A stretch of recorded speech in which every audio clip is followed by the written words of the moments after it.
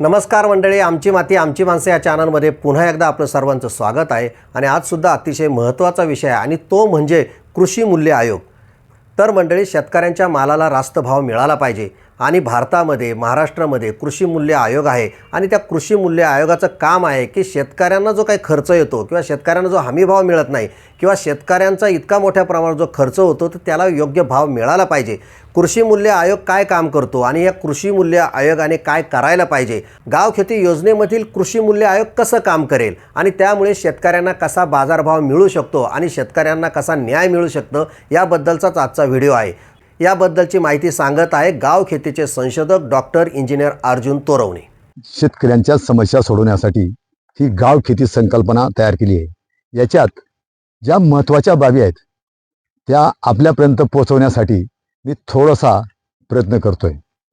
त्यासाठी हे पुस्तक मी मराठी, हिंदी आणि इंग्रजी गाव खेती म्हणून हे लिहिलेलं आहे.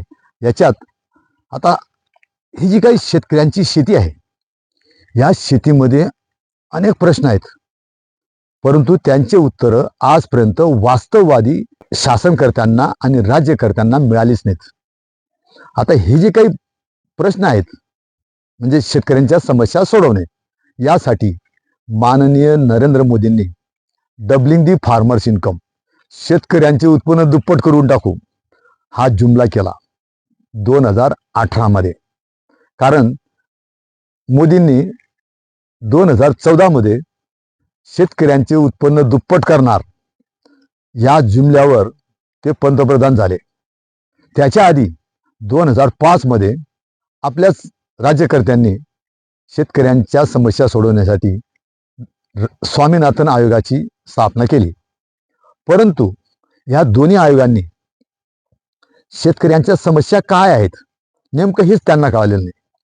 त्यांनी अनेक दौरे केले, अनेक काही सगळ्या गोष्टी केल्या, परंतु शेतकऱ्यांच्या नेमक्या समस्या काय आहेत आणि त्यांना काय मदत दिली गेली पाहिजे, कशी दिली गेली पाहिजे आणि काय यंत्रणा तयार केली पाहिजे हे वास्तववादी ह्या लोकांना कळालंच नाही.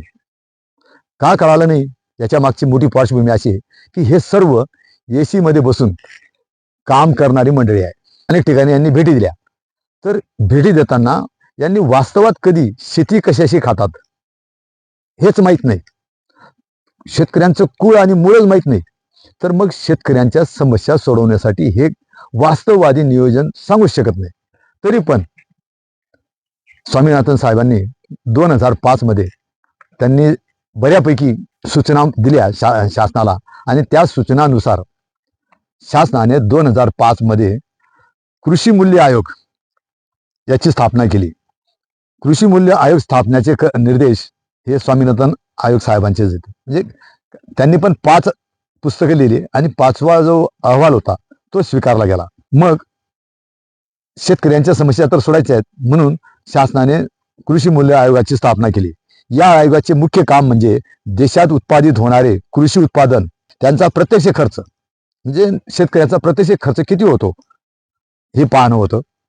जो शेतकरी म्हणजे हा खर्च शेतकरीच करतो, अधिक अप्रत्यक्ष खर्च, अधिक शेतकऱ्यांना नफा, अर्थात त्यांच्या कष्टाचे मोल, असं खरं आहे. परंतु सदर आयोग वातानुकूलित कार्यात बसून कामकाज करत आहे. मला मिळालेल्या माहितीनुसार या आयोगात अध्यक्ष व सचिव, म्हणजे मी आता कोणाच्या बाबतीत बोलतोय, कृषी मूल्य आयोग. आता ह्या कृषी मूल्य आयोगाचे अध्यक्ष व सचिव हे आहेत, परंतु शेतकरी प्रतिनिधींची पदे रिक्त आहेत असे मला कळाले आहे. म्हणजे शेतकरी त्याच्यात नकोच बा असाच किस्सा आहे हा. शेतकऱ्यांची म्हणजे जे वास्तवात शेती करतायत, कृषी रत्न आहेत, अशा ज्यांना खूप मोठा दांडगा असा अनुभव आहे, अशा शेतकऱ्यांची नियुक्ती कृषी मूल्य आयोगावर केली गेली पाहिजे. या आयोगाने आधारभूत किमती काढताना त्यात अंतर्भूत बाबींचा उलगडा होत नाही. माझ्या मते संबंधित पदाधिकाऱ्यांनी कार्यालयात बसून ढोबळ मानाने कृषी उत्पादनांवरचा खर्च गृहीत धरलेला दिसतो व त्यावर साधारणतः 33% शेतकऱ्यांचे कष्ट असे एकूण हमीभाव निश्चित केलेला आहे असे दिसते. म्हणूनच या हमीभावावर सर्व शेतकरी वर्ग नाराज आहे. कारण त्या हमीभावात कृषी माल देणं परवडतच नाही. या ढिसाळ आयोगाला जागेवर आणण्यासाठी शेतकऱ्यांना त्यांच्या शेतमालासाठी मिळणारा हमीभाव किंवा आधारभूत किंमत ही उचित व न्यायिक नसल्याने त्या विरोधात दाद मागण्यासाठी एक स्वतंत्र न्यायालय किंवा न्यायाधीशांच्या किंवा शेतकरी न्याय मंचाची स्थापना होणे अपेक्षित आहे. आता हेच तर मग मी आपल्या गावखेतीत शेतकरी न्यायालय म्हणून एक इंडिकेटर तयार केलेलं आहे आणि ते त्याच्या मार्फत शेतकरी कंप्लेंट्स म्हणजे शेतकरी त्यांच्या समस्या मांडतील त्या न्यायालयामार्फत सुद्धा ह्या गोष्टी सोडता येतील. कारण मागणी केल्याशिवाय मुलगा रडल्याशिवाय, लहान मुलं रडल्याशिवाय आई पण काही खाऊ घालत नाही. तसा हा किस्सा आहे. कारण शेतकऱ्यांची वास्तव परिस्थिती या आयोगापर्यंत पोहोचली पाहिजे आणि त्याला न्याय देण्यासाठी हे न्यायमंच तयार करणे आवश्यक आहे. या न्यायालयात किंवा न्यायमंचाद्वारे वरील कामाव्यतिरिक्त या संकेतस्थळावरील म्हणजे गावखेती संकेतस्थळावरील घंटानाद मधून मी आता तेच सांगितलं, शेतकऱ्यांच्या न सुटलेल्या समस्या या सोडवता येतील. हे न्यायालय स्थापनासाठी म्हणजे हे जे मी न्यायालय स्थापन करायचे निर्देश दिलेले आहेत, म्हणजे मी पण एक सूचना मांडली, ते अजून वास्तवात नाही आलेलं, परंतु प्रयत्न चालू आहे. तर आपल्या राज्य घटनेत हे न्यायालय स्थापन करावं म्हणून आपल्या राज्य घटनेत जे काही कलम आहेत, कलम 14, 15, 19, 1 व 21 मध्ये शेतकऱ्यांचा उल्लेख आहे. परंतु शासनाने आज तागायत शेतकऱ्यांचा मंच, शेतकऱ्यांचे न्यायालय तयार केलेले नाही. जर ही वेबसाईट लवकर तयार झाली तर लवकरच शेतकऱ्यांचे न्यायालय सुद्धा तयार होईल. एवढ्या तरतुदी आपल्या राज्यघटनेत आहेत, तरी शासन जागे झालेलं नाही. परंतु राज्यकर्त्यांनी याकडे दुर्लक्ष केलेलं आहे.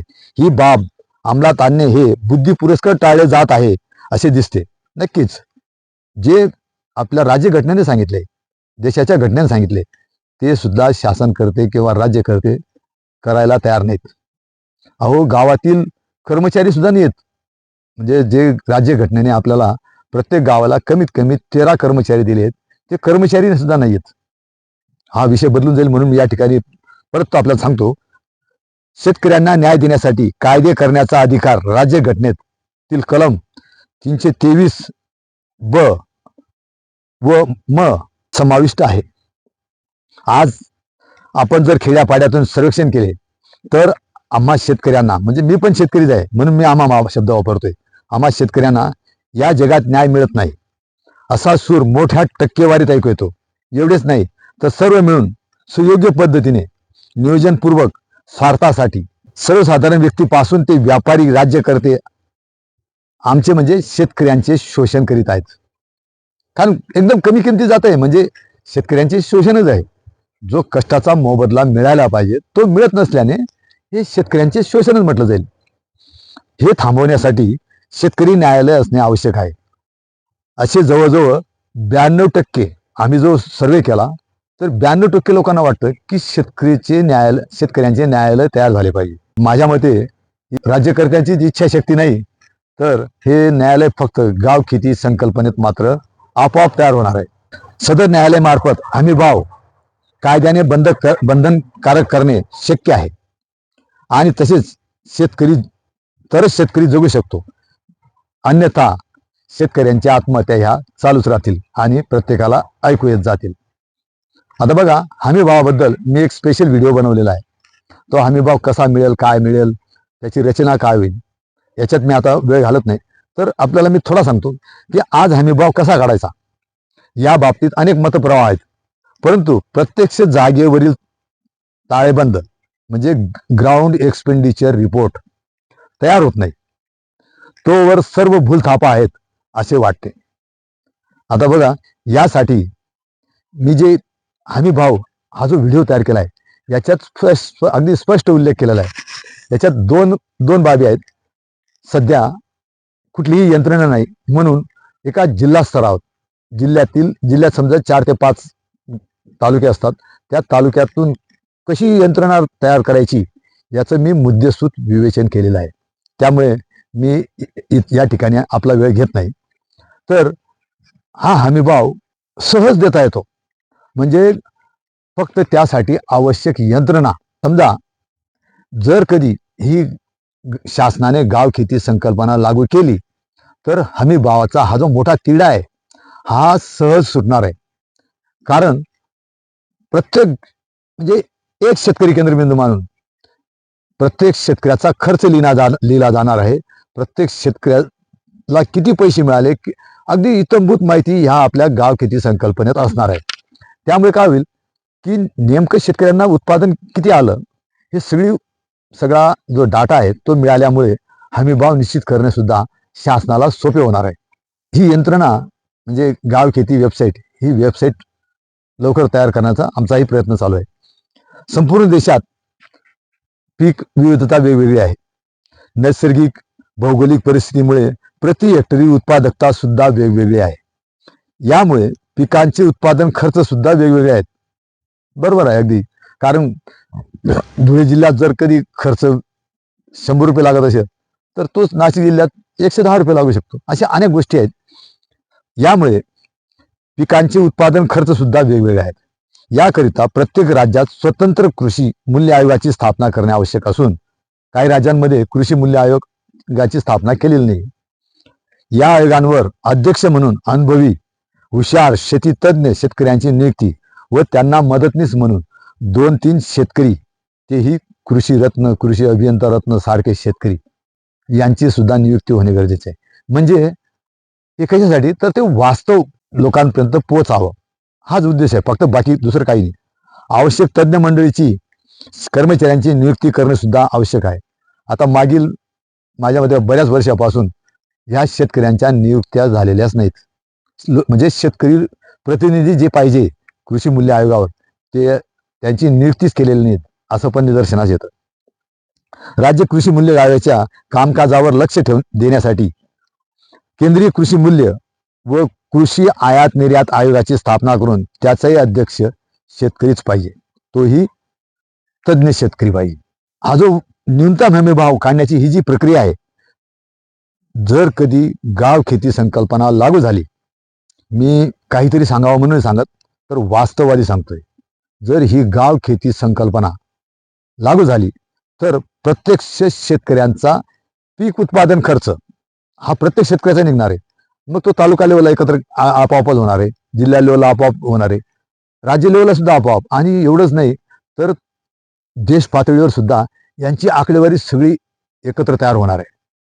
त्यामुळे पीक उत्पादन खर्च नेमका किती आणि मग शेतकऱ्याला हमीभाव किती दिला गेला पाहिजे याचा पूर्ण शासनाला कळाल्यामुळे हमीभाव हे अगदी वास्तववादी म्हणजे जे शेतकऱ्यांना अपेक्षित आहे ते शेतकऱ्यांना मिळू लागतील. आणि हे क्लिष्ट प्रश्न गाव खेती योजनेमार्फत सहज सोडवता येतील याची मला खात्रीच नाही तर विश्वास सुद्धा आहे. कारण सध्याचे युग हे डिजिटल युग आहे. आता ह्या डिजिटल युगात शेतकरी मागे नको राहायला. शेतकऱ्यांच्या समस्या सोडवण्यासाठी सुद्धा गाव पातळीवर डिजिटल पद्धतीने सगळं काही झालं पाहिजे असं माझं म्हणणं आहे. कारण शेतकरी आज प्रत्येक गावात जवळजवळ प्रत्येक गावात इंटरनेट पोहोचलेला आहे. मोदीजींच्या मनातला जो भारत तयार करायचा असेल, मोदीजी सांगतायत की डिजिटल शेतकरी, डिजिटल गाव, डिजिटल भारत, खरी गोष्ट आहे. आणि ते फक्त गाव खेती संकल्पनेमुळे शक्य आहे.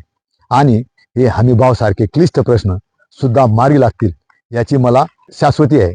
तर मंडळी, कृषी मूल्य आयोगासंबंधीचा हा व्हिडिओ जर तुम्हाला आवडला असेल तर नक्की लाईक करा, शेअर करा, आणि तुम्ही जर नवीन असाल तर आमची माती आमची माणसं हा चॅनल सबस्क्राईब करा. धन्यवाद.